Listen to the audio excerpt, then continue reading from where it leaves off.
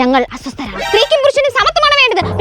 ഞങ്ങളുടെ വെച്ച് പൊറപ്പിക്കില്ല. ഇപ്പൊ എന്താണ് നിന്റെ പ്രശ്നം? ഞാൻ എടുക്കാപ്പണി ചെയ്യുന്നു, അത് നിങ്ങളും ചെയ്യണം. ചെയ്യാം. ഞാൻ പാത്രങ്ങൾ കഴുകുന്നു, നിങ്ങളും ചെയ്യണം. അതും ചെയ്യാം. എങ്കിൽ നിങ്ങൾക്ക് കൊള്ളാം, ഇല്ലെങ്കിൽ മൂക്കാമണി ഇടിച്ച് തെറിപ്പിക്കും ഞാൻ. ആട്ടെ, സമത്വമല്ലേ നിന്റെ ഉദ്ദേശം? അതെ. അപ്പോൾ മാസാമാസം നിനക്ക് തുണി എടുക്കുന്ന പൈസ നീ തന്നെ കൊടുക്കണം.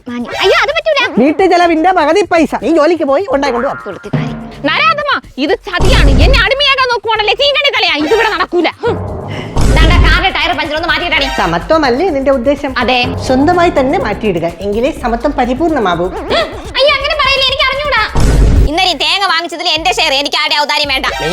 ടി വി വാങ്ങിച്ച പൈസ ആര് തരും? എടോ നീചം കിളവാ, എനിക്കും കുറച്ച് കണക്കുകൾ സെറ്റിൽ ചെയ്യാനുണ്ട്. കഴിഞ്ഞ കുറെ കാലങ്ങളായി ഞാൻ ഈ വീട്ടു ജോലി ചെയ്യുന്നതിന്റെ വകയിൽ മാസം 50,000 രൂപ, ഏകദേശം 1.5 കോടി രൂപ എനിക്ക് തരാനുണ്ട്. ഇപ്പൊ അതെനിക്ക് കിട്ടും. സമത്വമല്ലേ നമുക്ക് വേണ്ടത്? അയ്യോ, എനിക്കുള്ളതല്ല നിനക്കല്ലേടി, പിന്നെ എന്താ പറയണേ? കാലമാണോ? ചെക്കാണോ ക്യാഷാണോ?